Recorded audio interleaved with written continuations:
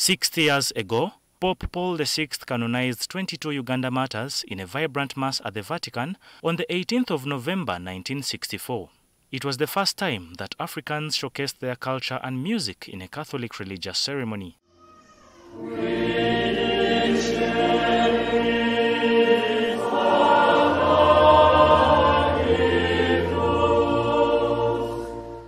60 years later, last evening, the Chancellor of the Pontifical Academy of Sciences, His Eminence Peter Cardinal Turkson, led a special Mass on behalf of Pope Francis to mark this momentous occasion at St. Peter's Basilica in the Vatican. The Mass also featured a delegation of Ugandan clergy, politicians, diplomats and faithful based near Rome.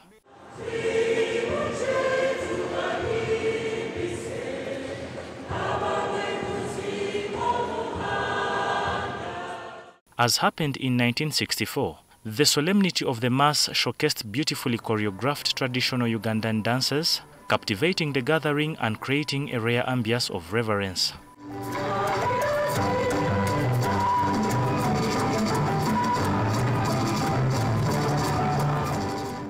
In a speech delivered by the Deputy Speaker Thomas Tayebwa, President Museveni highlighted the value addition that Christianity had brought to Uganda, including advancements in scientific knowledge, education, and social values.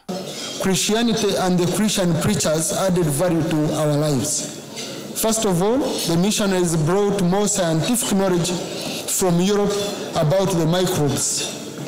Louis Pasteur, who had discovered sometime just before that, enabled us to reduce the disease burden. In his sermon honoring the Uganda Martyrs, Cardinal Turkson urged Africans to find inspiration in the legacy of the martyrs. He emphasized their embodiment of values like faith, integrity and governance, which are crucial for building a better future.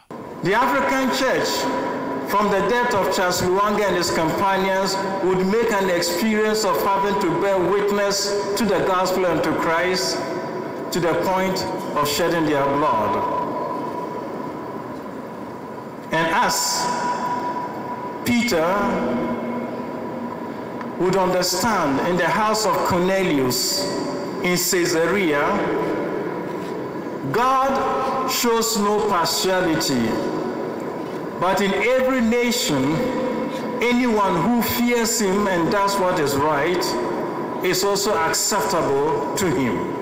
The Cardinal also noted the youthfulness of these martyrs, challenging today's young people to reconnect with their faith and combat corruption. There is no other path for the growth and the spread of the Christian faith, but the path of persecution and the path of witnessing to one's faith to the point of death.